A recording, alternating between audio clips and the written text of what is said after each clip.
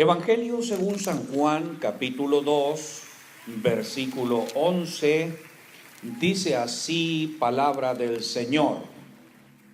Este principio de señales hizo Jesús en Caná de Galilea y manifestó su gloria, y sus discípulos creyeron en él. Dios se manifiesta al mundo en Cristo Jesús. Esto hace más de 20 siglos y Jesús se presenta a la humanidad y empieza a hacer una serie de cambios a través de señales, a través de milagros, de tal manera que la gente empezaba a creer en él. Sus mismos discípulos empezaban a creer al ver lo que Jesús hacía. Jesús empieza a enseñar a través de parábolas, presentando lo que es común, lo que es conocido por todos, porque está preparando el camino para presentar al mundo su iglesia. En los tiempos de Jesús, la iglesia todavía no era vista. Y Jesús se basaba en sus enseñanzas, presentando aquello que era común, ordinario, aquello que la gente conocía según sus creencias. Y la estrategia de Jesús para formar un pequeño grupo de personas, de creyentes llamados discípulos, fue manifestar su gloria. Lo hizo a través de milagros. Más tarde San Juan testifica y dice: aquel verbo fue hecho carne y vimos su gloria. No es tan importante que el creyente espere tener un conocimiento amplio de la Biblia para testificar, para hablar palabra de Dios. Lo más importante es que manifieste su gloria. La Biblia dice que la misma creación, la naturaleza misma, está esperando la manifestación gloriosa de los hijos de Dios. Cuando esto sucede, los mismos creyentes, diríamos paradójicamente, de una forma como absurda, los creyentes incrédulos también empiezan a creer en la grandeza de Dios. Digo esto porque hay muchos creyentes que todavía no creen a la palabra de Dios. Jesús ya tenía un grupo de discípulos y se disponía a empezar su ministerio glorioso. Pero hasta ese momento los discípulos solamente lo seguían. Pero cuando vieron lo que hizo en una boda en Caná de Galilea, la Biblia dice, sus discípulos creyeron en él. No nos sorprende que en las iglesias en el mundo haya tanto creyente incrédulo.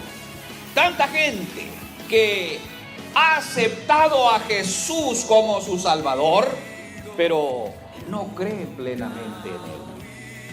Bueno, los discípulos vieron lo que sucedió en ese primer milagro que Jesús hace. No solamente se sorprenden, sino que creen en él. Esto nos dice, mi hermano, que usted y yo debemos primero creer lo que realmente somos. No lo que el diablo dice acerca de usted. No lo que muchos creen que usted es, sino lo que Dios dice que somos cada uno de nosotros. Y una de las verdades de la Biblia es que usted, mi hermano, es una manifestación de la gloria de Dios. Y desde el momento en que el Hijo de Dios sabe que es una manifestación de la gloria de Dios, es un motivo de alegría, una alegría que no debe faltar. Esa alegría que siempre debe estar presente en la vida del Hijo de Dios, nunca debe fallar. No hay margen para que en algún momento el Hijo de Dios esté entristecido porque ha fallado en su vida la gloria de Dios. Dios no quiere que sus hijos lleguemos a un estado de tristeza. Dios no quiere que sus hijos lleguemos a un estado de pesar, sino que nos manifestemos como la gloria de Dios, llenos de alegría, llenos de gozo. Y cuando nos manifestamos, muchos incrédulos son convencidos a creer a la palabra de Dios. La Biblia dice en el texto que leímos que este principio de señales hizo Jesús en Caná de Galilea y manifestó su gloria, y sus discípulos creyeron en él. Luego Jesús dijo que nosotros haríamos cosas mayores que las que él hizo. Estamos hablando de un milagro que Jesús hace antes de que la iglesia sea conocida. Esta parte de la Biblia la usan mucho los borrachos para justificarse haciendo uso de la Biblia. Es muy común escuchar inclusive a muchos cristianos que dicen es que el vino, Cristo Jesús lo hizo. Y esto es cierto. Hay muchas cosas que la Biblia presenta en las cuales Jesús se basó para dar enseñanzas gloriosas. La iglesia todavía no era un cuerpo visible, todavía no se anunciaba. Hasta después de 3 años y medio aproximadamente, Jesús anuncia a su iglesia. Cuando le dijo a Pedro: sobre esta roca edificaré mi iglesia, y las puertas del infierno no prevalecerán contra ella. Pero muchos cristianos se preguntan, ¿por qué Jesús hizo aquel milagro? ¿Por qué precisamente convierte el agua en vino? Porque si no ha hecho eso, muchos rebeldes, muchos desobedientes a la palabra de Dios, no tomarían esta base bíblica para justificar sus borracheras. Para empezar, no es una enseñanza para la iglesia. La iglesia todavía no era un cuerpo visible, ni siquiera se había anunciado todavía. Jesús todavía no la anunciaba. Pero ahí hay una situación que debemos entender. El vino era el símbolo de la alegría, y la gente para alegrarse necesitaba vino. Y en las bodas debía prevalecer la alegría. Jesús toma ese acto para luego a la iglesia darle una enseñanza, así como aquellos están siempre gozosos, que la alegría no falle. Aquellos se entristecieron porque faltaba el vino, pero a Dios no le agrada la gente entristecida, la gente llena de pesar. Dios quiere ver siempre gente gozosa. Y como hijos de Dios, igual que Jesús, estamos rodeados de gente incrédula. Y los incrédulos solamente pueden creer por señales, por milagros.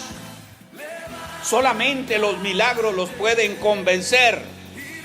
Por esto, mi hermano, lo que tú hagas como hijo de Dios, como parte de la iglesia del Señor, convencerá a muchos. Lo que Jesús hacía era precisamente para que la gente, los impíos, los incrédulos, empezaran a creer en Él. La Biblia dice que cuando Jesús empezó a hacer milagros y convierte el agua en vino, los principales sacerdotes y los fariseos reunieron al concilio y dijeron: ¿qué haremos? Pues este hombre hace muchas señales, si lo dejamos así, todos creerán en él. Jesús está haciendo algo para que puedan creer en él, no para promover el vino. El apóstol Pablo le dijo a Timoteo, preocupado por la enfermedad estomacal de Timoteo, le dijo: toma un poco de vino por tus enfermedades estomacales. Pero especialmente el que ama el vino para embriagarse, dice, es que el apóstol Pablo se lo recomendó a Timoteo. Generalmente no se ve la preocupación de la enfermedad del prójimo, sino el uso de un elemento que se convierte en nocivo para la salud. Lo importante de todo aquí es que los hijos de Dios veamos en la manifestación gloriosa de Cristo Jesús, y asimismo también nosotros nos manifestemos gloriosamente como hijos de Dios. Y mire, mi hermano, es importante ver aquí a través de la palabra de Dios. Ciertamente, como Jesús, estamos rodeados de gente incrédula, gente que necesita ver, no tanto que le hable, no tanto que le diga qué dice la Biblia. Lo que necesita es ver. Usted dirá, es que yo nunca voy a predicar, no voy a poder evangelizar a alguien, porque no sé mucho de la Biblia, no se me queda nada. No es como las telenovelas, la Biblia casi no se le queda a nadie, ¿eh? La palabra de Dios dice hoy que es más importante lo que se ve que lo que se diga. Cuando la gente empieza a ver en los hijos de Dios el comportamiento de los cristianos, de los creyentes en Cristo, las cosas cambian, hay convencimiento, porque solamente las señales sorprenden a los cristianos y los convences. Había un hombre que le interesaba la vida de Jesús, se llamaba Nicodemo. La Biblia dice que Nicodemo vino a Jesús de noche y le dijo: Maestro, Rabí, sabemos que has venido de Dios como maestro, porque nadie puede hacer estas señales que tú haces si no está Dios con él. Ciertamente hay mucha gente que quiere ser llamado cristiano, que quiere ser llamado un creyente, un seguidor de Cristo, pero como Nicodemo quieren presentarse de noche, cuando nadie los vea, cuando nadie pueda descubrir la belleza de la vida cristiana. Y la Biblia dice que como hijos de Dios somos hijos de luz. Andamos en este mundo no tanto por lo que sabemos, sino por lo que hemos recibido. El Señor dijo a sus discípulos: recibiréis poder cuando haya venido sobre vosotros el Espíritu Santo. Y Dios le dice a su pueblo: levántate y resplandece, porque ha venido tu luz y la gloria de Jehová ha nacido sobre ti. Mis hermanos, estamos aquí para hacer esa manifestación gloriosa que produce alegría, que produce gozo. Y si vemos a través de la Biblia, la exhortación es a estar siempre gozosos. Por esto Jesús no permitió que en una fiesta de impíos les faltara el vino. No es la iglesia, recuerdan esto, porque esta enseñanza iba a servir a la iglesia después de unos pocos años. Es esa gente de luz, esa gente del día. El apóstol Pablo lo entendió muy bien, porque todos vosotros, dijo a los tesalonicenses, porque todos vosotros sois hijos de luz e hijos del día. No somos de la noche ni de las tinieblas. Luego dice: porque la noche sirve para que algunos se embriaguen, pues los que se embriagan de noche se embriagan. Pero nosotros que somos del día, somos sobrios. Sobrios es lo contrario a ebrio. Porque somos del día, seamos sobrios.